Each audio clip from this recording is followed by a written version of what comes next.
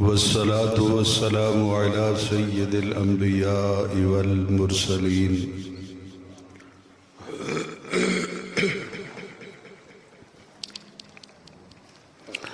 رحمة للعالمين راحة العاشقين مراد المشتاقين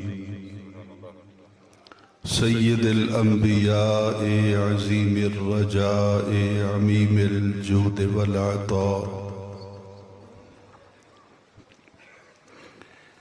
ماحي الذنوب والخطا سر الله المخزون در الله المكنون عالم ما كان وما يكون عالم ما كان وما يكون عالم ما كان وما يكون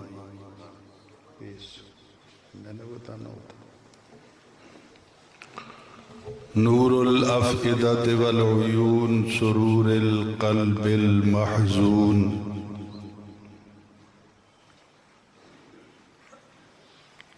مأوانا ملجانا سيدنا محمدا المصطفى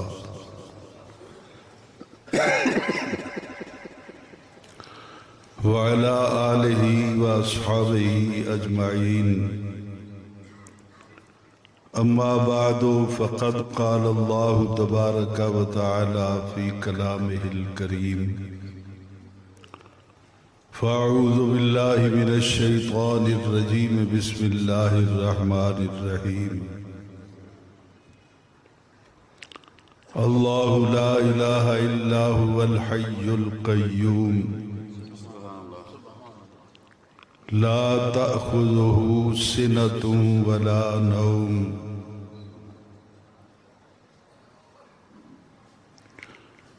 له ما في السماوات وما في الأرض من ذا الذي يشفع عنده إلا بإذنه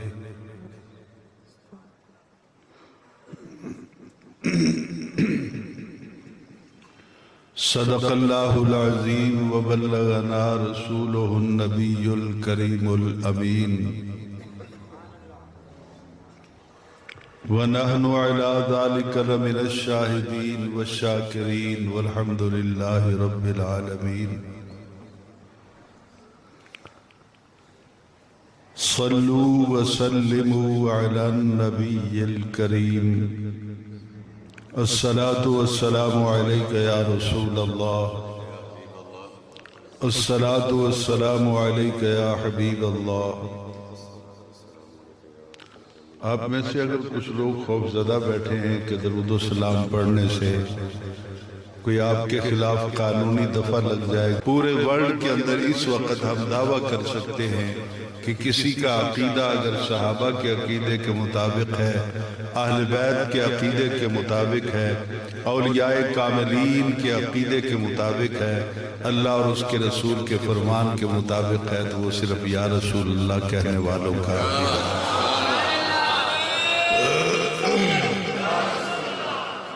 اس لیے محبت سے اگر آپ کا ذوق آپ کو اجازت دے تو درود و سلام کا نذرانہ پیش کر لیں۔ الصلاة والسلام علیکہ یا رحمت للعالمین وسلم علیکہ وعلا آلکہ واصحابکہ یا شفیع المذنبین۔ الصلاة والسلام علیکہ یا جد الحسن والحسین وسلم علیکہ وعلا آلکہ واصحابکہ یا نبی الحرمین ویا امام القبلتین ویا وسیلتنا فی الدارین ادرکنی ادرکنی ادرکنی یا رسول اللہ صلی اللہ تعالی علیہ وسلم بفضل اللہ تعالی۔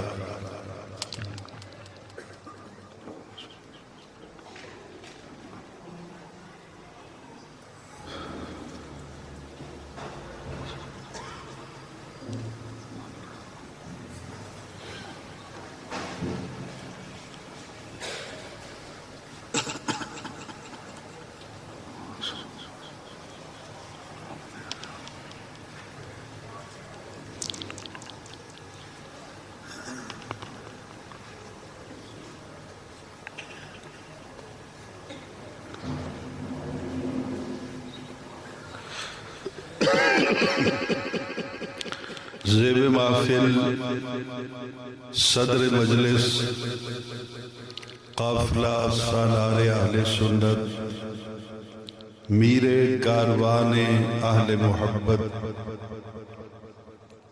جناب قبلہ سید محبوب عالم بخاری شاہ صاحب دامت برکاتہم القدسیہ زیب سجادہ آستانہ عالیہ مہرآباد شریف مقتدر و محترم و محتشم حضرات علماء ذی وقار نعت خوانان ذی قدر و معزز سامعین و حاضرین کرام السلام علیکم۔ قبل اس کے کہ انتہائی مختصر وقت میں اپنی معروضات جناب کی سماعتوں کی نظر کروں، دل سے دعا کیجئے کہ خلاق عالم جل وعلا شانہ و اعظم برہانہ اپنے پیارے حبیب صلی اللہ علیہ وسلم کے طفیل آج کی اس پروقار بزم ذکر مصطفیٰ صلی اللہ علیہ وسلم کی محفل باسعادت میں مجھے حق و صداقت پر مبنی قرآن و سنت کی روشنی میں گفتگو کرنے کی توفیق عطا فرمائے، اور ماں بعد اس کے دعا کیجئے کہ اللہ تعالی مجھے بیان کرنے کے بعد آپ کو سننے کے بعد فریقین کو اس پر عمل کرنے کی توفیق عطا فرمائے۔ میں انتہائی شکر گزار ہوں جناب حاجی غلام یاسین سعیدی سمرو صاحب کا اور جناب چودھری فیاض صاحب کا اور ان کے تمام رفقاء کا کہ جنہوں نے مجھ جیسے نالائق اور ناکارہ خلائق انسان کو آج کی اس خوبصورت روح پرور اور حسین محفل میں ذکر سرکار رسالت مآب صلی اللہ علیہ وسلم بیان کرنے کی سعادت عطا فرمائی، اور یہ اتنا بڑا اعزاز ہے میرے لیے جتنی میری اوقات نہیں ہے۔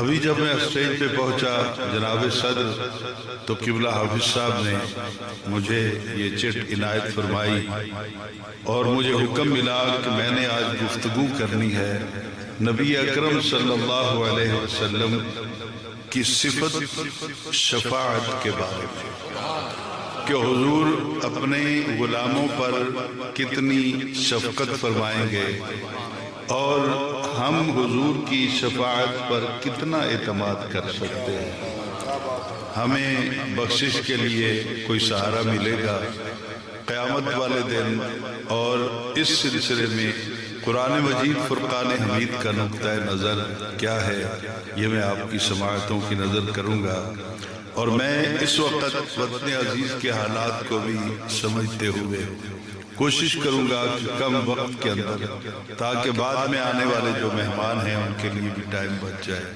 میں اپنی گزارشات کو بہت جلدی آپ کی سماعتوں کی نظر کروں گا۔ میں نے اسی لیے قرآن مجید فرقان حمید کے تیسرے پارے میں سے سورۃ البقرہ کی وہ بالکل باریک کر دیتے ہیں، بیس بناتا ہی نہیں ہے بندہ، تم جاتے ہو آتے ہو پھر وہ بیس ختم کر چھوڑو بیٹھ جاؤ۔ حضور والا قرآن مجید فرقان حمید کے تیسرے پارے میں سے میں نے جس آیہ مقدسہ کو آپ کے سامنے تلاوت کیا ہے، اس آیہ مقدسہ کے اندر وہ بیسک حکم جو ہے کہ کوئی شفاعت کر سکتا ہے نہیں کر سکتا، اس سلسلے میں قرآن مجید فرقان حمید کا نقطہ نظر کیا ہے وہ میں آپ کی سماعتوں کی نظر کر دیتا ہوں۔ ارشاد خداوندی ہوتا ہے اللہ لا الہ الا هو الحی القیوم، اللہ یہ اس کا اسم ذات ہے، لا الہ الا ہو، اللہ کی ذات وہ ذات ہے کہ اس کے سوا کوئی بھی عبادت کے لائق نہیں ہے، اور ساتھ ہی کہا کہ الحی القیوم، اسے زندہ رہنے کے لیے کسی سہارے کی ضرورت نہیں ہے، بلکہ زمانے کو زندگی کی خیرات لینے کے لیے اس کے در پہ اپنی جھولی پھیلانا پڑتی ہے۔ وہ جب چاہتا ہے، جس وقت چاہتا ہے، جس کو چاہتا ہے، اور ایک لمٹ کے تحت جتنی چاہتا ہے وہ حیات عطا فرما دیتا ہے۔ القیوم وہ ہمیشہ سے ہے اور ہمیشہ اسی کی ذات رہے گی۔ ہم سب ختم ہو جائیں گے، شاید کوئی اس کا نام لینے والا بھی دھرتی پر باقی نہیں رہے گا، لیکن اس کی ذات بھی رہے گی، اور اس کی طرف سے درود و سلام کا جو سلسلہ ہمارے پیارے نبی صلی اللہ علیہ وسلم کی طرف جاری ہے وہ بھی جاری و ساری رہے گا۔ لا تأخذہ سنۃ ولا نوم، اللہ تعالیٰ کی ذات کی صفت یہ بھی ہے کہ نہ اسے اونگ آتی ہے اور نہ ہی اسے نیند آتی ہے، نہ ہی نیند کی کیفیت میں اس کی ذات جاتی ہے اور نہ ہی کوئی تھک کر یا کسی پوزیشن میں وہ اونگتا ہے، ایسی بھی بات نہیں ہے۔ لا تأخذہ نہیں پکڑتی اسے سنۃ ولا نوم، نہ اسے نیند پکڑتی ہے اور نہ ہی اسے یہ اونگ آتی ہے۔ اور آگے پھر اللہ تعالیٰ ارشاد فرماتا ہے کہ لہو ما فی السماوات و ما فی الارض، اسی کے لیے ہے جو کچھ آسمانوں میں ہے اور جو کچھ زمینوں میں ہے۔ زمین اپنے تمام افراد کے ساتھ اس کے تابع فرمان ہے، اور آسمان جتنے بھی ہیں اور ان آسمانوں کے اندر جتنے بھی افراد رہتے ہیں، خواہ ان کا تعلق کسی بھی نوع یا کسی بھی قسم کے ساتھ ہے تو وہ ہمہ وقت اس کے تابع فرمان رہتے ہیں، چونکہ مالک بھی وہ ہے، خالق بھی وہ ہے، اور ہر کسی کا بلا شرکت غیر مالک بھی وہ ہے۔ احباب ذی وقار، ہم نے یہاں تک اس آیہ مقدسہ کو پڑھا، آگے چلتے ہیں تو دیکھتے ہیں کہ اللہ تعالیٰ کیا ارشاد فرماتا ہے۔ من ذا الذی یشفع عندہ، بہت سخت بات ہے یہاں کہ جن سے تم امیدیں لگائے بیٹھے ہو، ان میں سے کون ہے جو تمہاری سفارش اس کی بارگاہ میں جا کے کرے گا؟ کس کو یہ حیثیت حاصل ہے، کس کو یہ حق حاصل ہے کہ وہ شفاعت کے دو بول بھی بولے؟ اس کی بارگاہ میں کسی کی نہ سفارش چلتی ہے اور نہ ہی کسی کی شفاعت چلتی ہے۔ آیت کے اس حصے پر ہمارا ایمان ہے۔ ہم جتنے بھی جماعت اہل سنت کے عوام ہیں، علماء ہیں یا میرے جیسے خدام ہیں، ہم سب اس پر دل سے پکا یقین و عقیدہ رکھتے ہیں کہ اللہ تعالیٰ کی بارگاہ میں، اللہ تعالیٰ کے حضور کسی کو بھی تاب سخن نہیں ہے۔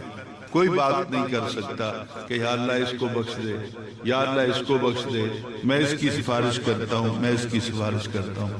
لیکن حضور والا ظلم یہ ہوا کہ آیت کو یہاں تک پڑھنے کے بعد 4 گھنٹے تک لیکچر دیے گئے، لیکن آیت کا اگلا حصہ نہ پڑھا گیا، اور باور یہی کروایا گیا کہ قرآن جب کہتا ہے کہ من ذا الذی، کون ہے وہ، یشفع، جو سفارش کرے، اندہ، اس کی بارگاہ میں، تو اللہ کی بارگاہ میں تو کوئی بھی سفارش نہیں کر سکتا۔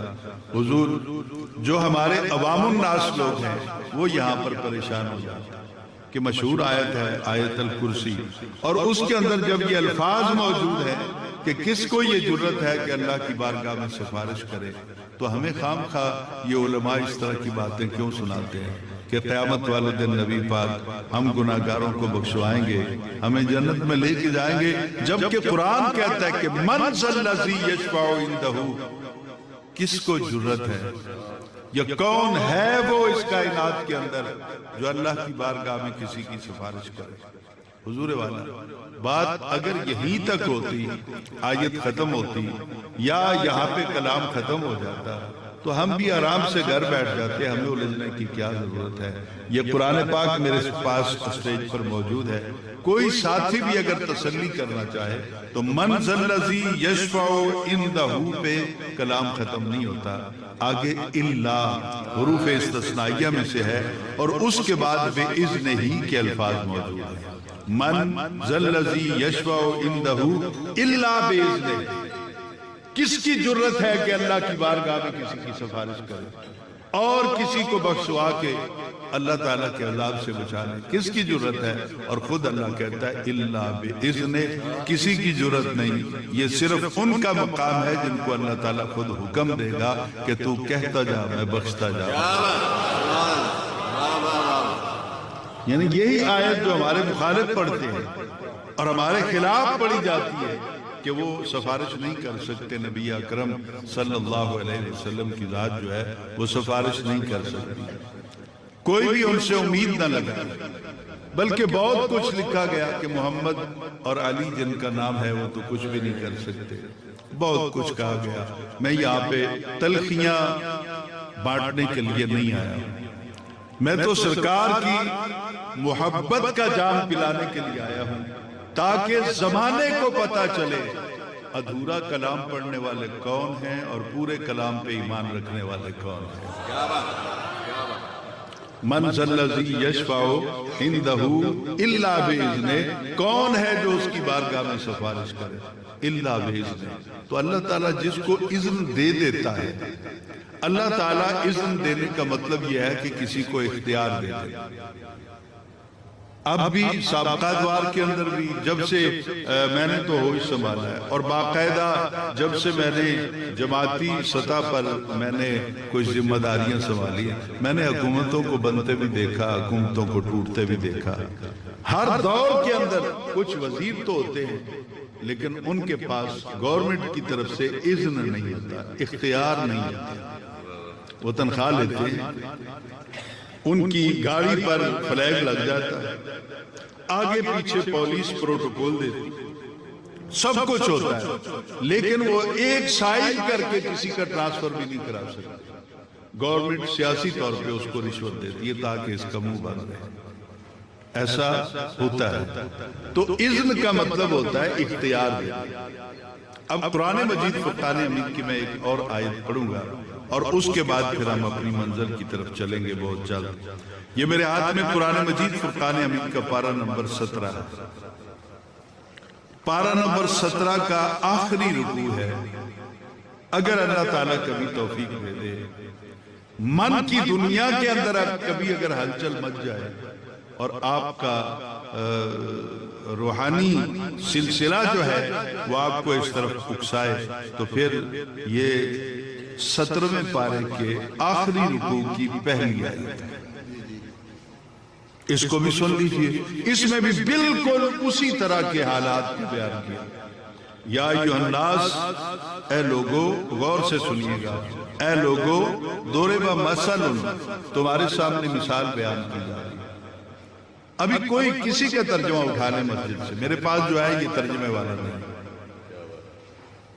آپ اپنی تسلی کے لیے کوئی ترجمہ اٹھا لیں، دیوبندیوں کو اٹھا لیں، اہل حدیث کا اٹھا لیں، جماعت اہل سنت کا، یا حضور امام اہل سنت فاضل بریلی کا ترجمہ اٹھا کے دیکھ لیں، جو بھی اٹھا لیں، مجھے اس سے کوئی اعتراض نہیں ہے۔ پڑھیے گا، یا ایھا الناس، یہ یہاں سے رکوع شروع ہو رہا ہے، اے لوگو، اے لوگو۔ اب یہاں بھی نبی اکرم صلی اللہ علیہ وسلم کا اختیار دیکھیے کہ حضور کو اللہ تعالیٰ نے کتنا با اختیار بنا کے بھیجا۔ یہ قرآن سمجھ نہیں آ سکتا جب تک ہم نبی اکرم صلی اللہ علیہ وسلم کے اختیار کو تسلیم نہ کریں۔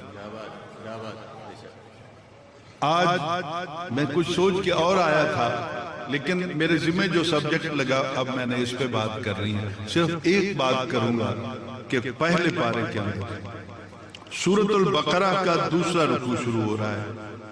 قبلہ آپ سب قاری صاحب بھی بیٹھے ہیں اور باقی بھی حفاظ علماء بیٹھے ہیں۔ وَمِنَ النَّاسِ،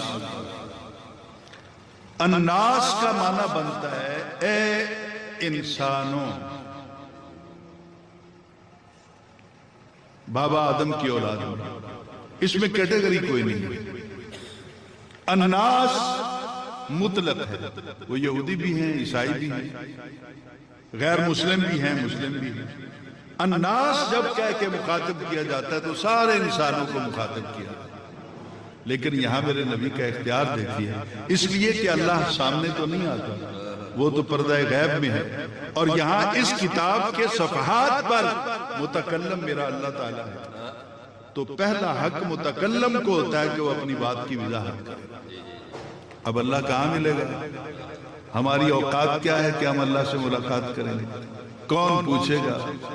तो नबी अलैहिस्सलाम को अल्लाह ताला ने अपने कलाम की शरह करने के लिए इस कायनात में भेज दिया। अब जिब्राइल सुना के लौट गया और यहाँ पे आयत आ गई, वमिनन नास मन यक़ूलु आमन्ना बिल्लाहि व बिल यौमिल आखिर। अन्नास तो मुतलक होता है, लेकिन मेरे नबी सल्लल्लाहु अलैहि वसल्लम ने यहाँ बता दिया, यहाँ अन्नास से मुराद सारे लोग नहीं है, बल्कि इससे पहले लफ्ज़ मिन है, तबईज़िया है, कुछ लोग हैं। और कुछ लोग कौन से हैं? जो मुनाफिक हैं। लफ्ज़ मुतलक था ना, आम था, हुजूर ने उसको खास कर दिया, चंद लोगों तक महदूद कर दिया कि ये मुनाफिक जो है इस आयत के अंदर अन्नास उनको कहा गया। अगर मेरी बात समझ में आए, मैं बहुत नालायक हूं, आप खुद समझने की कोशिश कीजिए कि हुजूर शारे भी हैं और बाइख्तियार भी। यहाँ पे अन्नास जो लफ्ज मुतलक था, मेरे आका सल्लल्लाहु अलैहि वसल्लम ने उसको मखसूस कर दिया, कहा अन्नास से मुराद सारे लोग नहीं है, और कुछ लोग, फिर पता नहीं लगेगा कुछ लोग कौन है, तो बता दिया गया कि यहां अन्नास से मुराद मुनाफिक। आगे चले तो इसी रुकू में आयत नंबर 13 शुरू होती है, वइज़ा क़ील लहुम आमिनू कमा आमनन नास। यहां भी लफ्ज़ अन्नास मौजूद है, और अन्नास में पहले विज़ात कर चुका हूं, सब इंसानों के लिए बोला जाता है। तो अभी अभी नबी पाक ने कहा था कि अन्नास से मुराद यहां मुनाफिक है। तो जब ये आयत नाज़िल होती है, आयत नंबर 13, तो यहाँ पे कमा आमन नास कहा जाता है, तो हुजूर फौरन इसकी शरह कर देते हैं कि यहाँ अन्नास से मुराद कोई और नहीं, मेरे मुखलिस साहबा इकराम की जमात।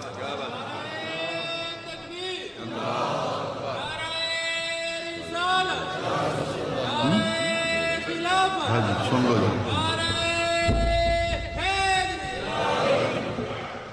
अब हुजूर तवज्जो है ना, कहीं मेरी गुफ्तगू सारी इसी तरह रायगा न चली जाए, मैं नालायक सा आदमी हूं। पहले अन्नास में नबी पाक ने वाज़ेह कर दिया कि इससे मुराद मुनाफिक है।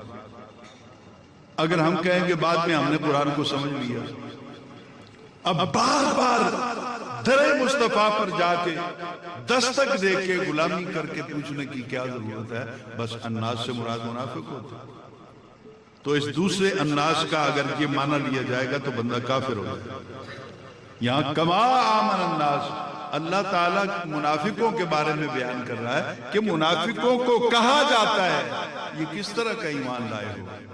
ईमान भी लाते और कहते हो हमारे जैसा है, शफाअत भी नहीं कर सकता, कुछ भी नहीं कर सकता। ईमान लाना है तो उस तरह लेके आओ जिस तरह सिद्दीक़ अकबर लेके आए, जिस तरह फारूक आजम, उस्मान गनी और मौलाए कायनात सैयदना अली और मुर्तजा, जो अल्लाह की अता से अब सब के हाजत रवा भी हैं और मुश्किल कुशा भी। अब दूसरे अन्नास में मखसूस हो गए सहाबा इकराम, पहले में मुनाफिक, दूसरे में सहाबा। अब अगला रुकू शुरू होता है तीसरा, तो या अय्युहन नास, यहां पर नबी पाक कहते हैं कि ये कोई मखसूस नहीं, यहाँ पे या अय्युहन नास मुतलक है, सारे इंसान मुराद, सारे मकातिब फिक्र, सारे मज़ाहिब, सारे इस्लाम भी अल्फाज आ गए, जिब्राइल सुना के चला गया। अब नबी की क्या जरूरत है? तो पता चला कि नबी न होता तो पता ना चलता वहां अन्नास से कौन मुराद है, वहां अन्नास से कौन मुराद है, यहां अन्नास से कौन मुराद है। तो पता चला नबी को इख्तियार है कि वजाहत करते हुए जिसको चाहे आम को खास कर दे और जिस खास को चाहे आम कर दे। ये मेरे नबी का इख्तियार है। इसी तरह एक सवाल पैदा होता है कि कुरान पाक में लफ्ज़ आल पूरी कौम के लिए बोला गया, वअग़रक़ना आला फ़िरऔन, पूरी फिरौन की आल है, पूरी जितनी भी उसकी कौम है, इससे मुराद लफ्ज़ आल से मुराद पूरी कौम, और अहल से मुराद پورا گھرانہ ہوتا ہے، اس میں بیٹے بھی، بیٹیاں بھی، داماد بھی، بیویاں بھی، یعنی سب کچھ اس میں لفظ اہل میں شامل ہو جاتا ہے۔ تو پھر یہ مخصوص لوگوں کے ہاتھ کیوں چومے جا رہے ہیں؟ مخصوص لوگوں کے سامنے اپنا سر جھکا کر بندہ بیٹھا ہوتا ہے، ان کے راہوں کی مٹی کو اپنی آنکھوں کا سرما بناتا ہے، اس کی وجہ کیا ہے؟ تو یہ بھی نبی پاک نے خاص کیا ہے۔ جب آیت نازل ہوتی ہے انما یرید اللہ، میرا خیال ہے آپ سب کا ذہن اس طرف چلا جائے گا، جب آیت نازل ہوتی ہے انما یرید اللہ لیذھب عنکم الرجس اہل البیت، تو حضور سیدہ زہرا کو بھی بلاتے ہیں، امام حسن کو بھی، امام حسین کو بھی بلاتے ہیں، مولا علی کو بھی بلاتے ہیں، اور اپنی چادر کے نیچے لے لیتے ہیں اور آیت کو سن کر کہتے ہیں کہ اللہم ہؤلاء اہل بیتی۔ اب نبی کا اختیار تھا، نبی شارع تھا، نبی نے خود بتا دیا یہاں اہل سے مراد اور کوئی نہیں ہے، آل سے مراد اور کوئی نہیں ہے، ایک میں ہوں، دو میرے نواسے ہیں، ایک میری بیٹی ہے، ایک میرا علی ہے۔ تو یہ مخصوص میرے آقا صلی اللہ علیہ وسلم نے کر دیا۔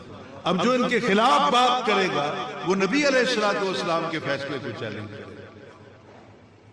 یہ میں نے مختصر سا عرض کی، نہیں تو میں اس پہ بات کروں تو لمبی بات کروں۔ یا ایھا الناس، اے لوگو، ضرب مثل، مثال بیان کی جا رہی ہے تمہارے سامنے، فاستمعوا لہ، اسے غور سے سنو۔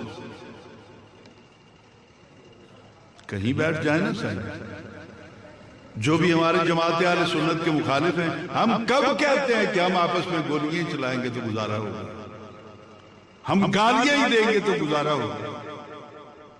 کسی وقت تو بیٹھ کر ٹاک ہوگی۔ وہ بھی قرآن پڑھتے ہیں، ہم بھی قرآن پڑھتے ہیں، آپ الجھ جاتے ہیں یار پڑھنا تو قرآن ہی ہے، چلو ادھر سن لو تم بھی ٹھیک ہے، ادھر سن لو۔ نہیں میرے بھائی، آپ کو ایک سائیڈ پہ چلنا ہوگا اور غور سے سنیے جو بات میں کہہ رہا ہوں۔ یا ایھا الناس ضرب مثل فاستمعوا لہ، میں نہیں کہہ رہا، میرا اللہ کہتا ہے، اے لوگو تمہارے سامنے مثال بیان کی جا رہی، اسے غور سے سنو۔ گھر وچ گلاں تے روز ہی ہوندیاں تے کس دن ابا بلا کے پتراں نوں کہے کہ اے گل میری غور نال سنیں۔ تو اس کا مطلب یہ ہوتا ہے جناب قبلہ پیر صاحب، جناب صدر اور باقی معزز جتنے بھی سامنے، اس کا مطلب یہ ہوتا ہے کہ اس بات کے اندر کوئی اہمیت ہے، کوئی خاص رات سے پردہ اٹھنے والا ہے۔ تو کہا فاستمعوا لہ، غور سے سنو، ان الذین تدعون من دون اللہ، بے شک وہ لوگ جو اللہ کے سوا دوسروں کو پکارتے ہیں۔ بہت مشکل ہے، یا غوث اعظم، المدد یا رسول اللہ، المدد یا علی، المدد یا صدیق اکبر، یا بابا فرید الدین گنج شکر، یہ سب کچھ مشکل ہو گیا نا۔ قرآن کہتا ہے کہ اللہ کے سوا تم جس کو بھی پکارتے ہو، لن یخلقوا ذبابا، وہ تو مکھی نہیں بنا سکتے، جو مکھی نہیں بنا سکتے تم وہاں جا کے اتنے خرچے کرتے ہو، مزاروں پر تم لے جاتے ہو بکرے، آنے جانے میں خرچہ ہوتا ہے، پھر وہاں نذرانے پیش کرتے ہو، یہ کیا ہے؟ جب قرآن کہتا ہے کہ وہ مکھی نہیں بنا سکتے، تمہیں تو بیٹا چاہیے، تمہیں تو کاروبار میں برکت چاہیے، تم تو چاہتے ہو کہ تمہاری مٹی سونا بن جائے، تم تو چاہتے ہو کہ تمہارا ککھ لکھ بن جائے، اور خدا کہتا ہے کہ اللہ کے سوا جن کو تم پکارتے ہو، مدد کے لیے پکارتے ہو، لن یخلقوا ذبابا، وہ تو مکھی بھی نہیں بنا سکتے، اور اکیلا تو دور کی بات ہے، وَلَوِ اجْتَمَعُوا لَهُ، اللہ کے سوا یہ سارے بھی اکٹھے ہو جائیں تب بھی مکھی نہیں بنا سکتے۔ تو ایسے لیکچر سن کر میری جماعت اہل سنت کا نوجوان بے راہ روی کا شکار ہو گیا۔ تو اب جو بات غور سے قرآن نے کہی تھی، آپ نے اس کی طرف توجہ نہیں فرمائی۔ ایک تو آپ تھکے ہوئے ہیں بہت زیادہ، پچھلے 2 دن سے مسلسل پروگرام شروع ہو رہا ہے، اور دوسرا یہ ہے کہ یہ خطیب کی ذمہ داری ہوتی ہے کہ پہلے بات سنائے، پھر ہاتھ جوڑ کے منتیں کرے سبحان اللہ تعالیٰ کو، اور آج انتظار کرتے رہے، میں نے کبھی نہیں کہا اور آج بھی نہیں کہوں گا، میں نے تو روزانہ 8 گھنٹے لیکچر دینا ہوتا ہے، وہاں سبحان اللہ کہنے والا کوئی نہیں ہوتا،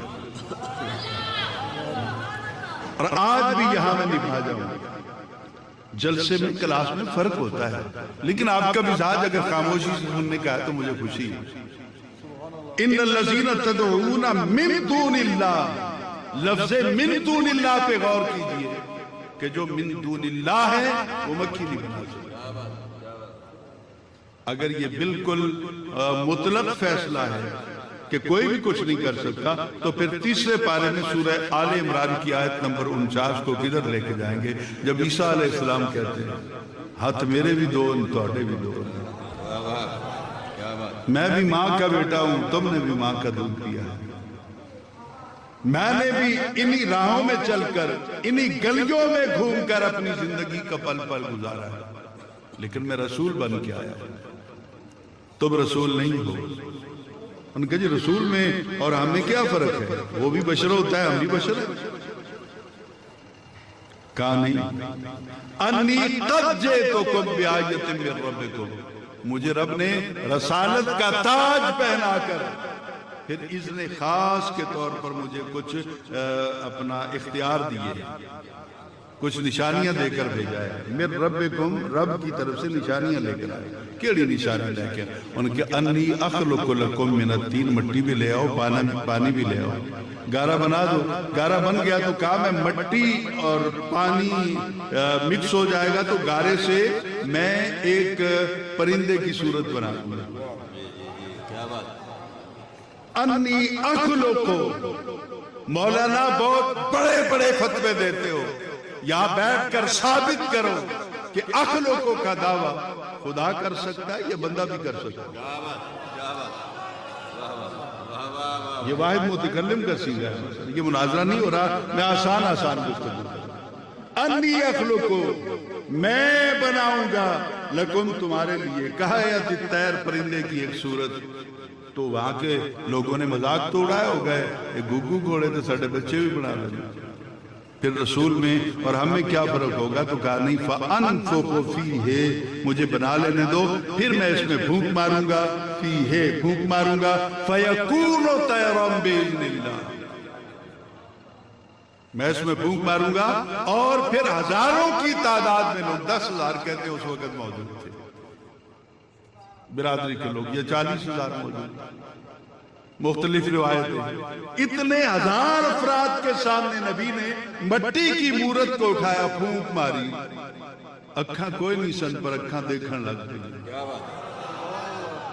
دل تھا نہیں پر دھڑکنے لگا، بلڈ تھا نہیں رگوں میں گردش کرنے لگا. پر مٹی کے تھے نا، پر نبی نے ایک پھونک ماری، وہ پر اس طرح پھڑپڑانے لگے اور ہزاروں لوگوں کی آنکھوں کے سامنے وہ پرندہ بن گیا زندہ اور فضا میں پرواز کرتا ہوا چلا گیا. 1440 سال تو ہو گئے، قرآن بیان کر رہا ہے. مخالف بھی بیان کرتے ہیں، اپنے بھی بیان کرتے ہیں. مجھے یہ بتائیے، ادھر قرآن کہتا ہے مکھی نہیں بنا سکتا، ہمارا ایمان ہے. ادھر قرآن کہتا ہے پورا پرندہ بنا دیا، ہمارا ایمان ہے. اب اس آیت کو چھوڑیں یا اس آیت کو چھوڑیں؟ تو ہم اس آیت پہ بھی ایمان رکھتے ہیں، ہم اس پہ بھی ایمان رکھتے ہیں. فرق آپ کی سمجھ میں نہیں آیا. وہاں پہ ہے من دون اللہ، یہاں پہ ہے بے اذن اللہ. جن کو رب اختیار دیتا ہے وہ پرندے بنا لیتے ہیں، اور جن کو رب اختیار نہیں دیتا ان بتوں کو، جن کو رب نے اختیار نہیں دیا وہ مکھی بھی نہیں بنا سکتے. تو مولانا تسی غلط بیڑے بڑے ہوئے. کس دن آؤ نا داتا علی حجویری کے در پر، کسی دن آؤ نا حضور غوث پاک. تم بتوں کے پاس جاتے ہو، واقعی مکھی نہیں بنا سکتے. تم آؤ نا ان کے در پر جو اللہ کے معبود ہیں، جن کو اللہ نے بے اذن اللہ کا اختیار دے رکھا ہے. اور صرف وہ پرندہ بنایا نہیں، وہ ابرئ الاکمہ. جو اساتذہ بیٹھے وہ پڑھیں کہ اکماہ کے بارے میں امام بخاری نے کیا رائے دی ہے کتاب و تفسیر کیا. ایک دو آراء کو بیان کرنے کے بعد انہوں نے کہا یہ بھی سنا ہے کہ اکماہ سے مراد وہ اندھا ہوتا ہے جس کو رات کو نظر نہیں آتی. لیکن لاسٹ میں امام بخاری یہ کہنے پر مجبور ہو گئے کہ حقیقت یہی ہے کہ اکما سے مراد وہ اندھا ہوتا ہے جو ماں کے پیٹ سے اندھا پیدا ہوا، جس نے کبھی نہ گلاب کھلتے دیکھے، نہ ان کا رنگ دیکھا، نہ دنیا کا حسن دیکھا، نہ سیر چمن کو گئے، نہ چمن کو دیکھا، کچھ بھی نہیں دیکھا، جو آج تک ہزارہ سیدھا چمن کے پھول رہے۔ اللہ نے اپنے محبوب نبی کو اختیار دے دیا، وہ ابرئ الاکمہ، نہ آپریٹ کرتے تھے، نہ کوئی گولیاں دیتے تھے، نہ کوئی انجیکشن لگاتے تھے، نہ ڈراپس ڈالتے تھے، بس کو بھی آیا یوں ہاتھ پھیرا، آنکھ کھلی تو نور آ گیا۔ دوسروں کو نور بانٹ دیتے ہیں، خود نور نہیں ہوتے، سمجھا نہیں سکتے۔ اب بڑے اچھے لوگ ہیں شریف، اور آخر میں پھر اور بھی اس میں لمبی بات ہے، لیکن میں ساری بات کو چھیڑوں گا تو پتہ چلا کہ نیگیٹو پازیٹیو کو سمجھنا ہے۔ من دون اللہ والے اور ہیں، جو اللہ کے محبوب ہیں وہ اور ہیں۔ اسی طرح اللہ کے محبوبوں کو اگر اکٹھا کیا جائے، ان کی لسٹ بنائی جائے، تو اس کائنات کے اندر ہزاروں نہیں، لاکھوں نہیں، کروڑوں نہیں، اربوں کی تعداد میں اس سے محبت کرنے والے ہوتے ہیں، لیکن جیسا محبوب زہرا کا بابا بن کر آیا، ایسا محبوب کائنات میں کوئی اور نہیں۔ اور یہ بھی تو حضور کو اللہ تعالیٰ نے شرف بخشا ہے، چونکہ حضور کی عادت مبارکہ کو میرا اللہ تعالیٰ بنانے والا ہے، عطا تو وہی کرتا ہے۔ تو حضور کی عادت یہ ہے کہ جو کچھ آپ کے پاس ہوتا ہے آپ بانٹ دیتے ہیں۔ تو شان محبوبیت اللہ نے عطا کی، تو مزاج رسول کو میرا اللہ جانتا تھا، تو اس لیے کہا محبوب اپنے غلاموں کے لیے پریشان نہیں ہونا۔ قل ان کنتم تحبون اللہ فاتبعونی، اپنے غلاموں کو کہہ دیجئے کہ اگر تم بھی اللہ کے دوست بننا چاہتے ہو اور تم بھی چاہتے ہو کہ اللہ کے حبیب بن جاؤ، تو تواڈے کو لکھو ہی کم ہے، مینوں اللہ نے انجا اپنا حبیب بنا دیا۔ جے تسی بھی حبیب بننا چاہتے ہو تو فتبعونی، پھر سہرا کے بابا کی نوکری کرو، پھر ان کے غلامی کا توق اپنے گلے میں ڈال دو۔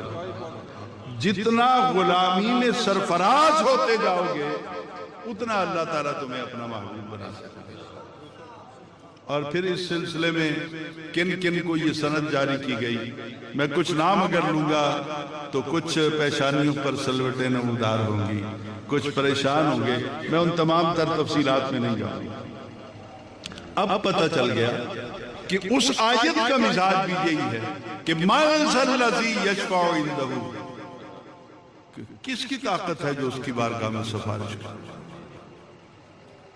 اب یہ دیکھیے بخاری شریف، آپ کہتے ہیں تو منگوا لیتے ہیں کہ یہ بخاری شریف، آپ میں کوئی آپ کا دوست ایسا ہے جو نہیں مانتا ہے تو مہربانی کر کے بلوا لیں، چلو آج دی رات اس شریف دے وچ دودھ دا دودھ تے پانی دا پانی ہو جائے۔ نعرہ تکبیر، نعرہ رسالت، نعرہ خلافت، نعرہ حیدری، جشن معراج النبی، مسلک حق کا جماعت اہل سنت، علامہ پروفیسر سید حسین احمد شاہ صاحب المدنی، حضور قبلہ پیر صاحب اور باقی میرے معزز جتنے بھی آپ افراد بیٹھے ہوئے ہیں، علماء بھی بیٹھے ہوئے ہیں۔ پاکستان میں چتروڑ گڑھیوں کا ایک بڑا مولوی تھا، اس کا بڑا نام تھا، سرگودا میں جہاں بھی جاتا وہ بخاری شریف، بخاری شریف، بخاری شریف۔ میں نے کہا کوئی نہیں، اس کا علاج کر لیتے ہیں۔ تو میں نے بھی بخاری شریف میں سے کوئی تقریباً 1000 کے قریب احادیث مبارکہ کو یاد کیا، اور ہر تقریر کے اندر میں بھی بخاری شریف سے عظمت مصطفیٰ کو ثابت کرتا رہا، عظمت آل بیت کو ثابت کرتا۔ ایک وہ وقت آیا اس نے اپنے ہاتھ سے، اپنے قلم سے کتاب لکھی، قرآن مقدس اور بریلوی محدث، اور اس میں اس نے پورا غصہ نکالا کہ یہ بخاری نے کیا کیا ہے، اتنی شان مدینے والے کی بیان کر دی، حضور تو ہمارے جیسے تھے۔ میں کہا کم لیا تو بخاری پڑھ پڑھ کے انہوں نے سنانا ہے جنہیں جان دے کچھ نہیں، کسی دن آنا سامنے بیٹھ کر بات کرتے ہیں، میں بخاری کے ہر حدیث سے عظمت مصطفیٰ کا پہلو نکال کے دکھاتا ہوں۔ ابھی آیت پڑھی ہے نا کہ لہو ما فی السماوات و ما فی الارض، اسی کے لیے ہے جو کچھ آسمانوں میں ہے اور زمینوں میں ہے۔ پھر تیسرے پارے میں سورہ بقرہ کا آخری رکوع جو ہے اس کا آغاز ہوتا ہے للہ ما فی السماوات و ما فی الارض۔ زمین و آسمان کا مالک کون ہے؟ جڑے مندے اچھی بول دو باقی آرام لو۔ زمین و آسمان کا مالک کون ہے؟ اللہ تعالیٰ ہے۔ اب نبی رحمت صلی اللہ علیہ وسلم، یہ بخاری شریف کے اندر ہے، حضرت ابو ہریرہ اس کو بیان کر، حضور ایک دن اپنے گھر سے مسجد میں تشریف لائے اور چلتے چلتے آپ نے ہمیں حکم فرمایا کہ چلو اٹھو، کدھر جانا ہے کوئی پتہ نہیں۔ پھر مرید ہوتے ہو جو انہاں نہیں پوچھا سونا کدھر چلے ہو، کدھر دشمنہ دے محلے نہ چلے جاؤ، اسی کلے ہیں دو چار باقیوں نے بھی بلا لیے، لیکن صحابہ کا یہ عقیدہ تھا اسی کچھ نہیں کرنا، جو کچھ کرنا ہے زہرا دے بابے ہی کرنا۔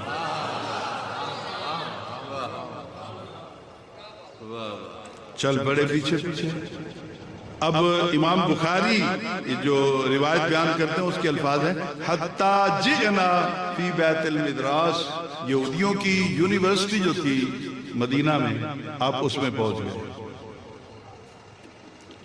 اور آپ نے کہا بھی سب کو بلا، 2-4 ہزار 10 ہزار جتنے بھی یہودی تھے وہ سارے اکٹھے ہو گئے۔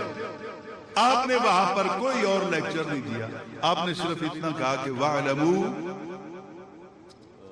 اس کا معنی بنتا ہے جان لو، اچھی طرح جان لو، اچھی طرح سمجھ لو۔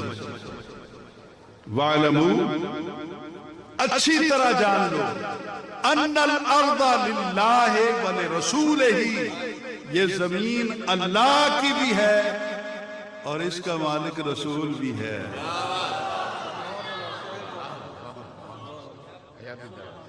حضور والا یہ قرآن پاک میرے ہاتھ میں ہے۔ اب میں جماعت اہل سنت کے اپنے غیور سنیوں کو اور کس طرح یقین دلا سکتا ہوں؟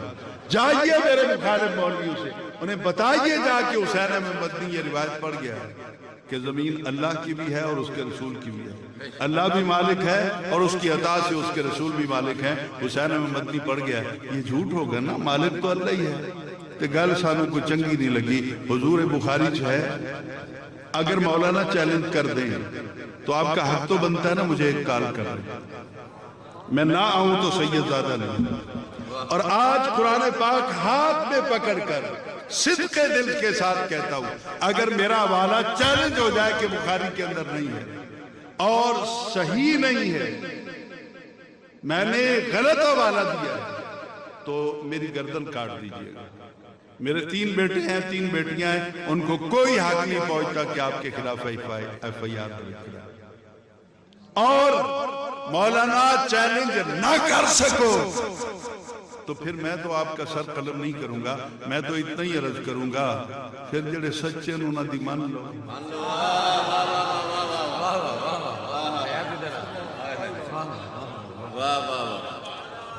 آج لے ان کی پناہ،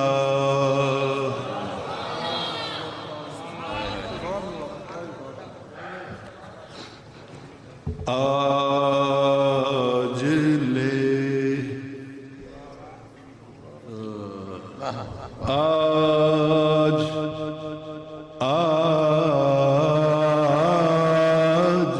لے،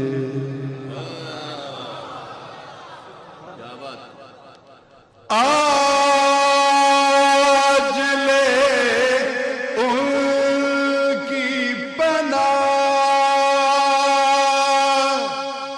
آج مدد مانگ ان سے،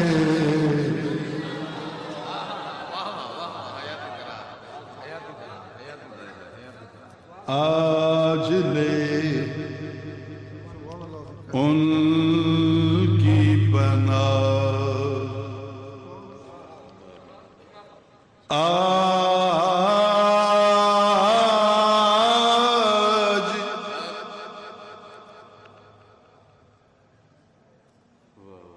क़यामत का दिन होगा ना। उलमा आपके सामने बयान करते हैं कि जब हम हुजूर के दर पे जाएंगे तो हुजूर कहेंगे अना लहा अना लहा अना लहा, तो सुन्नी बड़े राजी होंगे, बड़े नारे लगते हैं, झूम झूम के बात करने वाले को नोटों की अपना बारिश बरसा दी जाती है। अना लहा समझते लो तो हक भी है कि नहीं। अना लहा माना क्यों वड़सी मैं एक मिसाल देके समझाऊंगा कि मैं हाजी गुलाम यासीन सोमर साहब के पास आता हूँ यहाँ उच्च शरीफ, या मेरा बाद में किबला पीर साहब के पास जाता हूँ कि हुजूर आपके पड़ोस में आपके इलाके में एक आदमी के साथ मेरा कुछ तनाजा चल रहा है, आप मेहरबानी करें और मेरा उसका मामला खत्म करवा दें, मेरी मदद करें। तो हजरत साहब को कह दें कि मैं तो पहले ही उन्होंने नाल, कोई समझ नहीं आई। ब्याजी यासीन साहब कह दें, चौधरी फैयाज साहब कह दें, किबला पीर साहब तशरीफ फरमा हैं, सैयदजादे ये कह दें कि मैं तो पहले यार उनके साथ हूं, तो इसका मतलब हुआ कि मेरी तो छुट्टी हो गई ना। कि आना लहादा माना ये हुई है कि मैं उना वाला माना है।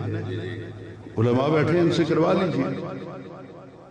लहू लहुमा लहुम लहा कराएं तर्जुमा क्या बनती, उसके लिए अना लहा मैं उनके लिए।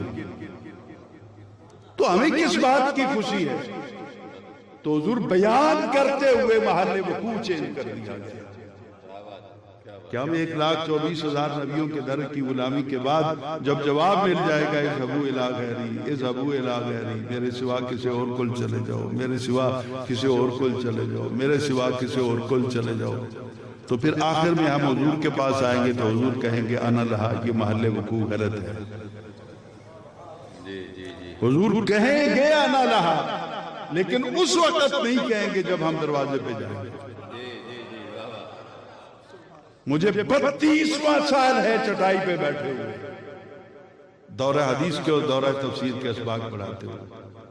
अब तो मैंने कुरान पाक का तर्जुमा भी लिख दिया पंजाबी जुबान में, और उसकी शरह में 23 पारे भी लिख दिए अभी तफसीर में। तो जैसे ही हालात समझते हैं 18 जिल्दों में दारवी शरीफ की शरह मैंने मुकम्मल कर दी। जिंदगी का पल पल इसी दश्त की सयाही में गुजरा है। हुजूर उस वक्त बनता ही नहीं है जब हम हुजूर के दर पे आएंगे और हुजूर कहेंगे अना लहा, तो इसका माना तो ये बनता है मैं उनके लिए हूं। हमारा क्या बनेगा? हुजूर कहेंगे अना लहा, लेकिन उस वक्त नहीं कहेंगे। कब कहेंगे? जब हम हजरत आदम अलैहिस्सलाम के दर से मायूस होकर लौटेंगे। मैदान तो एक ही होगा, पर्दा तो होना कोई नहीं। फिर नूह अलैहिस्सलाम के दर पे जाएंगे, मायूस होंगे। इब्राहीम अलैहिस्सलाम के दर पे जाएंगे। 1,24,000 कमो बेश दरों पे हमने जाना है। हमारे पसीने छूट जाएंगे, रंग फीके पड़ जाएंगे, आंखों से आंसू होंगे, माँ बेटे से दूर होगी, बेटा बाप से दूर होगा, कोई भी किसी का पुरसाने हाल नहीं होगा।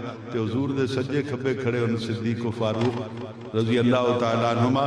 तो आप उस वक्त जब हम भीख मांगते फिरते होंगे, उस वक्त हुजूर आवाज देंगे सिद्दीक यार और बुला इन्होंने अना लहा, मैं जो बैठा इन आवाज। क्या बात, मैं जो हूं उनके लिए, ये महल्ले वकूअ बनता है। सिर्फ इबादत के अल्फाज पढ़ के हम लोग स्टेज पे आ जाते हैं, सब कुछ छुट्टी हो जाती है। तो यहीं पे तो फिर मेरे इमाम ने कहा आज ले उनकी पनाह, आज मदद मांग उनसे,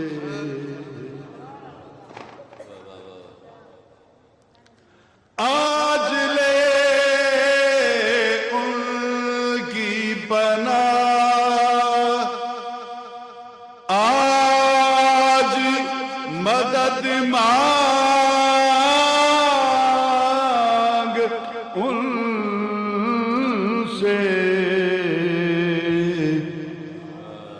کل نہ مانیں گے. کل کس منہ سے جاؤ گے؟ یہ تو غالب بھی بتا گیا نا کہ کعبے کس منہ سے جاؤ گے غالب، شرم تم کو مگر نہیں آتی.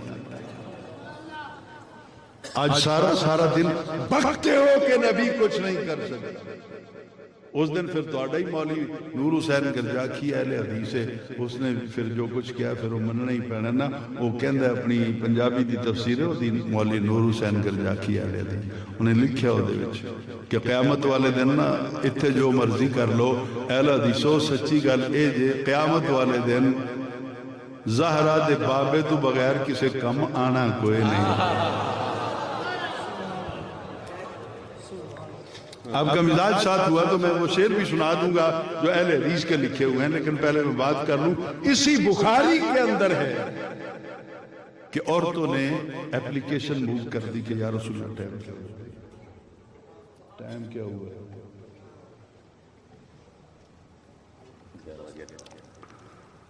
ہاں میرا خیال ہے ٹائم تو میرا پورا ہو گیا، لیکن بات پوری کروں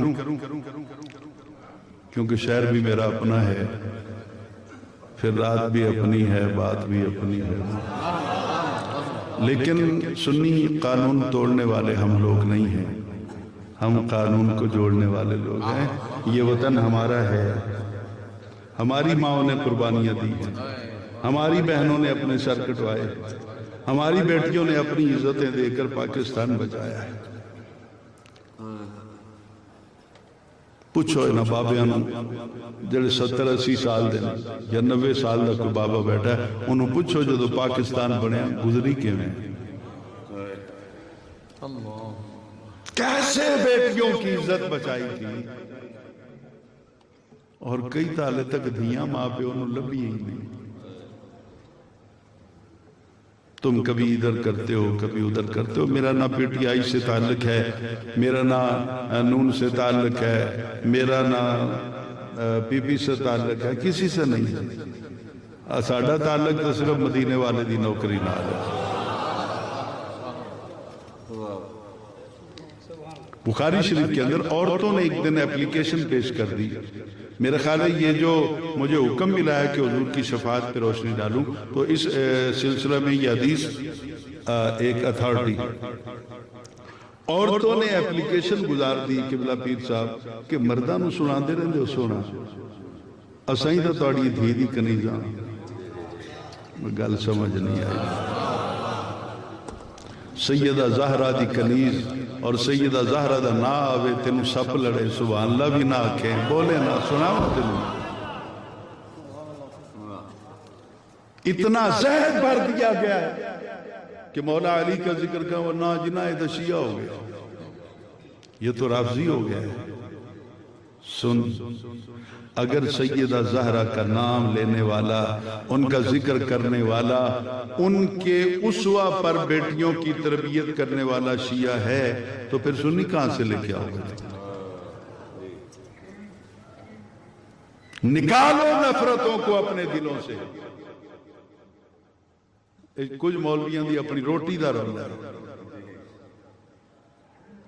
اب غور سے سنیے، خواتین نے اپلیکیشن قبلہ پیر صاحب گزار دی کہ حضور سانو بھی کوئی دینا تھا ہوگا تو آپ نے ہفتے میں ایک دن ان کو عطا کر دیا.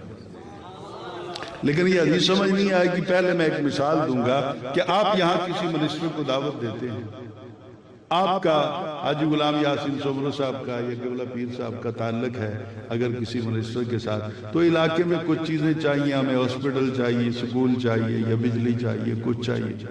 تو پیر صاحب کہتے ہیں یار میں اس کو بلا لیتا ہوں، میرا وہ ماننے والا ہے.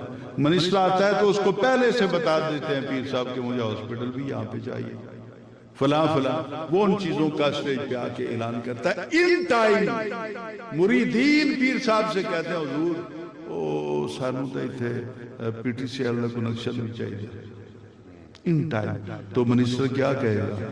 باقی چیزاں تسی پہلے دسیاں سن میں گورنمنٹ نو منا کے آیا تو اعلان کردہ پہ ایک گل تسی آج دسیے میں جاواں گا پھر آواں گا تو پھر دسیے.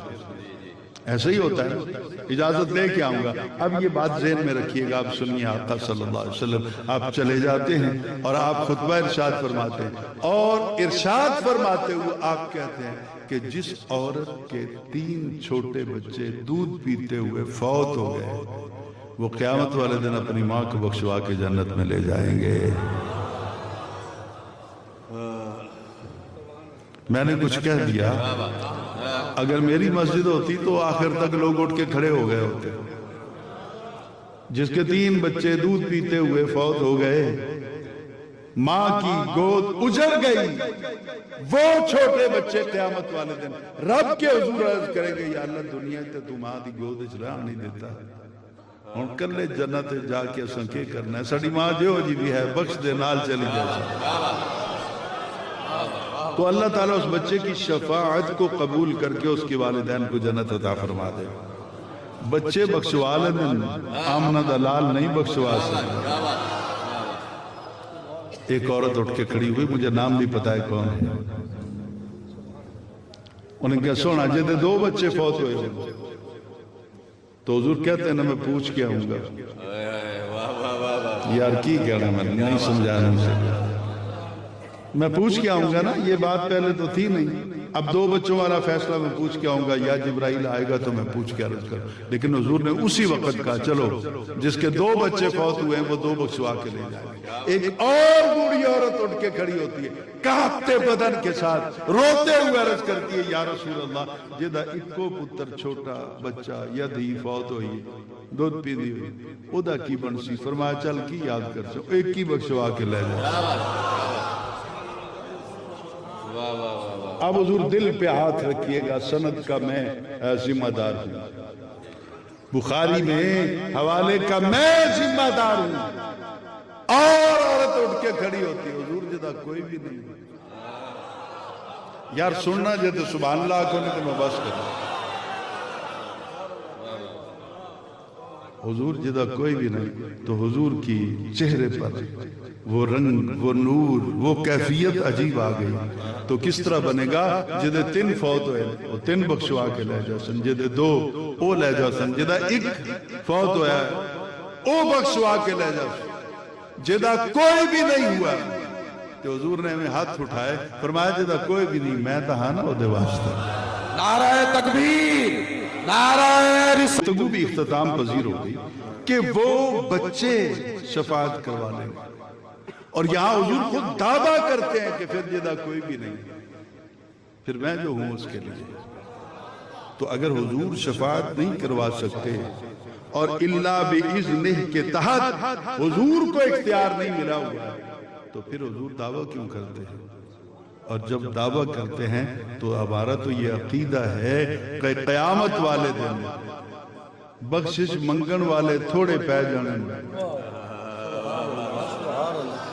لیکن ایک بات میں کروں گا پیر صاحب، اگر آپ ناراض ہوں تو یہ تو آج پہلی فرسٹ ملاقات ہے قبلہ سید زادے کے ساتھ، اللہ تعالیٰ ان کو سلامت رکھے. تو رات ان کا تذکرہ چلتا رہا، رات میں تھا گکھڑ، جی جی وہ آپ کے بدنی عزیز ہیں یا ذکر کر رہے تھے. تو اب غور سے میری بات کو سنیے. رات ان کا بھی ذکر ہوا، 1-2 بار مجھے ساتھیوں نے وہ کلپ بھی دکھائے. اللہ تعالیٰ زور بیان بھی اور کرے اور ان کے من کے اندر جو سیدہ زہرا کی محبت کا خزانہ ہے وہ اسی طرح پوری زندگی ان کو لٹاتے رہنے کی توفیق عطا. حضور والا دل سے دعا کو جی کیا ہے. اب یہ عادتیں آپ کی کچھ اچھی نہیں. یہ علماء سے پوچھا کریں نا، مجھ جیسے نالائق سے کیا پوچھا.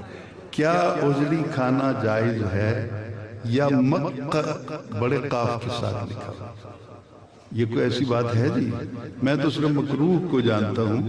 یہاں میم قاف مق بڑے قاف کے ساتھ ہے. یہ مطلب یہ دیکھیے مکروہ. تو حضور والا اگر بالکل صاف کر لی جائے تو علماء نے لکھا ہے کہ اس میں کوئی قباحت نہیں، آپ کھا سکتے ہیں، جائز.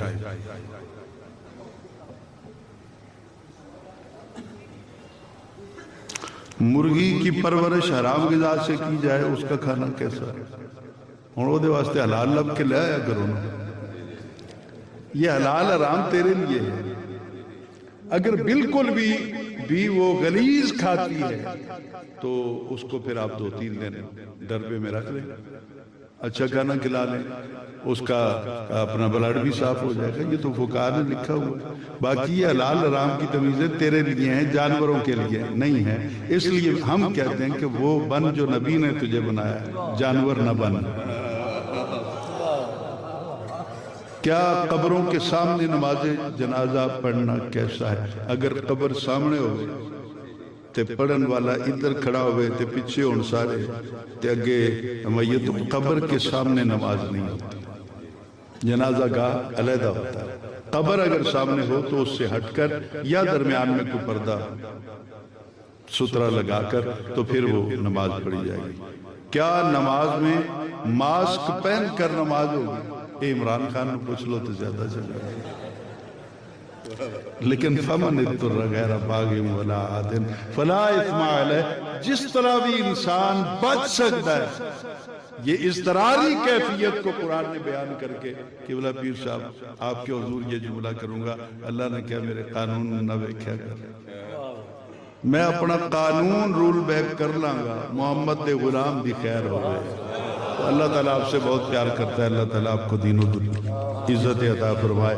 وآخر دعوانا، اور آخر میں دل سے ایک بار کہہ دیجئے، میں لمبی بات نہیں کروں گا، یا اللہ ہم سب جتنے بیٹھے ہیں ہم سب کو مرنے سے پہلے پہلے نبی پاک کا دیدار نصیب فرما۔ انتظامیہ کی طرف سے جتنا تعاون ہوا، پولیس ڈپارٹمنٹ کی طرف سے، تو جتنے لوگوں نے تعاون کیا، جتنے لوگوں نے یہاں پہ سیکیورٹی کے فرائض سر انجام دیے، اللہ تعالیٰ ان کے درجات کو بلند کرے۔ اور جو اس پروگرام کے منتظمین ہیں، بالخصوص جو بڑے نام مجھے آتے ہیں، باقی شاید مجھے نام نہیں آتے، تو حاجی غلام یاسین سمرو جو سعیدی ہیں، اور پھر چودھری فیاض صاحب ہیں، جتنے بھی ہیں، اللہ تعالیٰ سب کو دونوں جہانوں میں عزتیں عطا فرمائے۔ اور پیر صاحب نے آج بہت کرم فرمایا، آپ تشریف لے آئے، سید محبوب عالم، تو اللہ تعالیٰ ان کو محبوب عالم ہی بنا دے تاکہ زمانہ ان سے محبت کرے، اور یہ ہم جیسے نکموں سے غلاموں سے محبت کریں، اور نبی پاک صلی اللہ علیہ وسلم کی غلامی کا درس دیں، اور مرنے سے پہلے اللہ تعالیٰ ہم سب کو مدینے والے کا دیدار نصیب فرما دے۔ وآخر